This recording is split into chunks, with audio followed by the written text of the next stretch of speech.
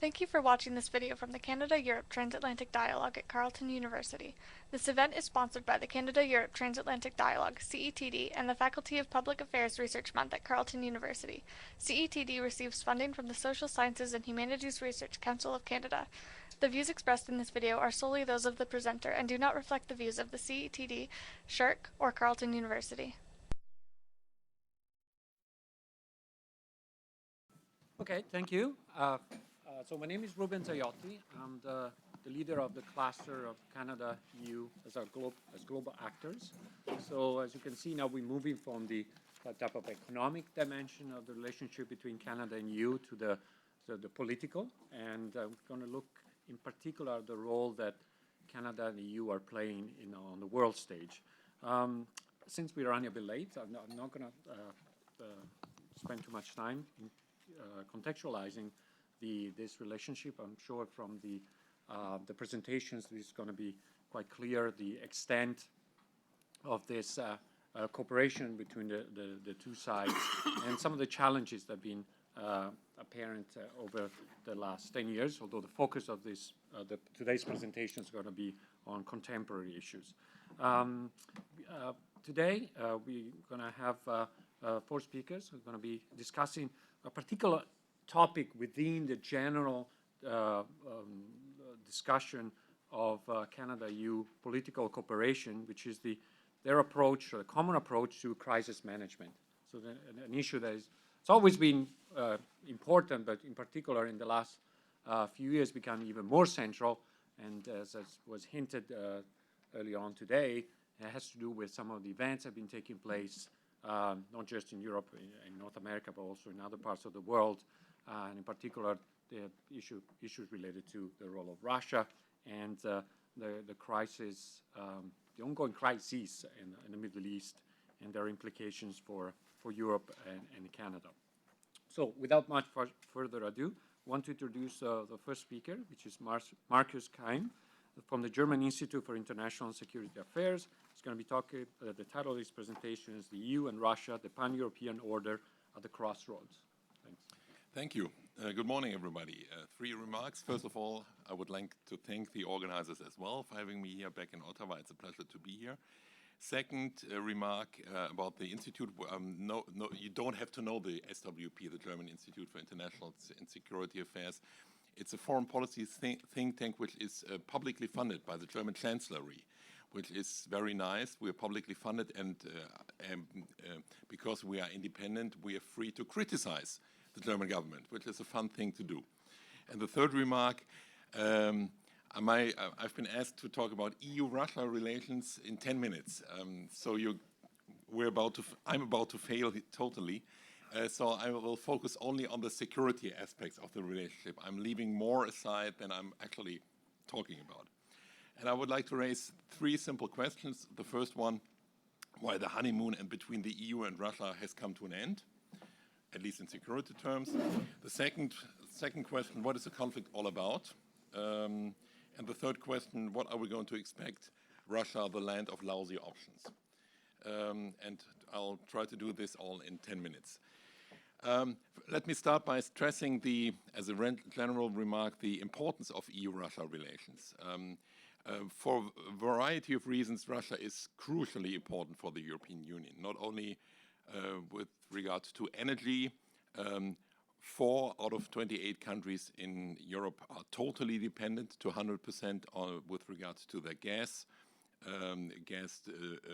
delivery from Russia. Finland and the 3 Baltic states, a couple of others, get between 90 and 98% of their gas from Russia. Trade and investment is a second reason. Russia, with the sanctions regime existing, is the third largest trade partner of the European Union. Not to mention geopolitical considerations we are definitely going to talk about: Iran, Syria, ISIS, and others. And finally, cultural and historical bonds. And that explains why Russia for a long time has enjoyed a high priority in the EU relations, as well as in the foreign policy of EU member states. Sometimes this policy has been described as some kind of Russia first policy, and exactly for this reason criticized by a lot of Central and Eastern European member states. When we look back in anger or not in anger, I think we can distinguish three phases of EU relations within the last 25 years. Pretty easily, the 1990s, after the end of the Soviet Union, there was the general assumption of complementary interests, if not common interests, between the EU and Russia, which is expressed in the negotiation process and the spirit of the Partnership and Cooperation Agreement of 1997, and in my view as well by the integration of Russia into the international institutions with EU support. For example, the World Trade Organization or G8. The second phase has been the 2000s, some kind, I would describe it as the return to realpolitik and the creeping deterioration of the relationship, mostly due to domestic politics in Russia under President Putin, this special kind of Russian-style democracy, the growing criticism of the West, and the growing number of foreign policy conflicts, starting with Kosovo, Libya, and other issues. And with the third term of President Putin since 2012, we see very clearly some kind of an interaction between the European Union and Russia, which is sometimes described for good and bad reasons as some kind of integration competition between the EU and the Eurasian Economic Union. I'm fully aware that the idea of integration in this context means totally different things. However, I think it's in this context, it's the important point is not about integration, but it's about competition. And the incompatibility of the two projects. So what is at stake here is the future, and I would say in Germany we would call it Zwischen Europa, the intermediate Europe, the space between, the geopolitical space between EU and Russia, the divergent perception of the European neighborhood as a geopolitical project of projecting power versus a bureaucratic project of projecting stability. And at the end of the day, it's about diverging concepts of orders, not only in foreign terms, but also in domestic terms as well. And the most violent manifestation of this conflict has been the Ukraine conflict, which is not only about Ukraine. I'm coming back to that in a couple of minutes. What is the conflict all about, and is it over? That is the key question decision makers come up with. In my view, it's not over. I think it's too simple to focus only on one person and to think it's about President Putin. The West is, in my view, is not confronted with the strange, spontaneous behavior of one particular politician, which might go away. I think it's confronted with a more structural change, by a change in the intergovernmental relations between Russia and the West that deeply affects the European Union. The focus on Putin is interesting in my view, but however, it misses the point. Wide parts of the Russian society support him. What kind of conflict do we have? I think it's appropriate in this context, or maybe not appropriate, but inspiring, to consider this small puppets which come from Russia. You're familiar with the matryoshkas. You peel them away and you find something very different. And I think for analytical purposes, we can use this image here as well. It seems to be a domestic conflict in the Ukraine. In between the domestic conflict in the Ukraine, it's an interstate conflict between Ukraine and Russia. And within the interstate conflict between Ukraine and Russia, it's a conflict about the future of the political order of Europe. And that affects the European Union. And therefore, that's the reason why the conflict in the Ukraine is so important for the European Union, because the capability of the European Union, and now I'm focusing on slowly moving to the crisis management capability, the capability of the European Union to influence the world, to shape the world, has never rested on military capabilities. It rests on the existence of reliable, stable political orders, and not only in territorial terms, but also in political terms and normative terms, as embodied, for example, in the Charter of Paris of 1990.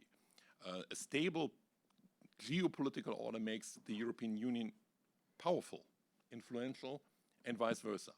And that's the key argument why the future, while the situation in this intermediate Zwischen Europa is of concern for the European Union, regardless of the situation in one particular country. Therefore, I think the key question, not only we in Berlin, but in other European capitals as well, political decision makers are pondering about, is what future does the Euro-Atlantic order has or is going to have in the next couple of years. And I think there are two major schools. The first one, in my view, rather naive, simply stating that nothing really has happened, that the existing status quo will continue to exist, that the Charter of Paris and all the agreements the European Union had, and to a certain degree NATO as with its European pillar agreements with Russia has, will still survive. Putin will go away. Russia will return to the normal, so to speak, behavior one day or the other. I don't agree with that. I think this is a rather naive option. The other option, on the other side of the spectrum, you will find the assumption that everything is in ruins, that nothing will be valid anymore, that the whole existing Euro-Atlantic security architecture has failed, and there's no common ground for any cooperation or interaction with Russia. So the first school might be a little bit naive. The second might be a little bit alarmistic in my view. And for the time being, I think we see some kind of muddling through of the decision makers. We see this mixed picture of cooperation and confrontation. And I think that's the future we are going to see. And to complement the picture, I think to a certain degree, maybe to the biggest degree, I think it's not about it's not about Russian foreign policy which drives, or to start differently, it's not only about geopolitical considerations which drives foreign policy, it's domestic policy. I think it's pretty obvious that the Ukraine crisis, so to speak, not started because NATO extended its membership. It did not really start with the association agreement between the European and the Ukraine. It started with the fall of the Yanukovych regime, which really triggered the crisis and created the impression within Russia that it would be another case of a Western-triggered regime change in the neighborhood of Russia, and that one day or the other, Moscow would fall as well.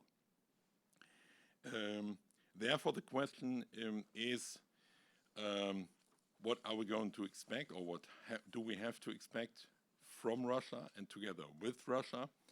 I just mentioned the famous word of John Kerry when he had to deal with North Korea. Then in this context he used the word the land of lousy options. And to a certain degree, I think Russia confronts the European Union with a variety of options which are all bad to a certain degree. I think what is pretty obvious that we need to, or we, the European Union, need to construct or to sustain a working relationship with Russia in order to deal with the existing global security issues, which is, in my view, common sense and I think probably commonplace within Brussels or in other European contexts. And the issues at the table are pretty obvious. It has been Iran to a certain degree, but it will continue to be Iran for the years to come. It's definitely Syria. And it will be the fight against all kind of jihadist terrorism manifested in the form of the United States, Islamic State. The second point is that the European Union has to ensure that the association agreement with Ukraine will be compatible with Kiev's commitments of the free trade with Russia. The third point would be probably a clarification that Ukraine is unlikely to join the European Union anytime soon. And I think President Juncker had made this pretty clear a couple of days ago or last week, as far as I remember. I fully agree that to a certain degree we accept, with doing this, we accept the Russian idea of this intermediate Europe, that we to a certain degree accept this idea of spheres of influence, but I think given the instability the Ukraine and in particular Eastern Ukraine is facing, I think there's no other option. My fourth, so to speak, recommendation would be a repoliticization of the dialogue with Russia. I think for too long, Russia and the relationship with Russia, in particular within the context of the European neighborhood policy, was driven by more bureaucratic considerations than political considerations. And in my view, it's time to bring the common foreign security policy of the European Union back in. I mean, we have to keep in mind that every time we talk about Europe / the European Union and crisis management, we're talking about the Normandy format. Or not exclusively, but predominantly about the Normandy format, some kind of minilateral, informal format which has been created within a particular context, which is nice, which is good to have, but actually it would be the task of the common foreign security policy. So my plea would be to bring the crisis back into the institutional setting of the European Union. And finally, I think we need more modesty about transformation of the European neighborhood. I think we have for too long believed that the European Union has the real capability to transform the European neighborhood as it desires. And for the first time, I think now it's meeting resistance and is confronted with resistance, in particular by Russia. And this transformative agenda of the European Union of the last couple of years has not maybe proven to be counterproductive, but had some counterproductive implications. I'll leave it with it. Thank you.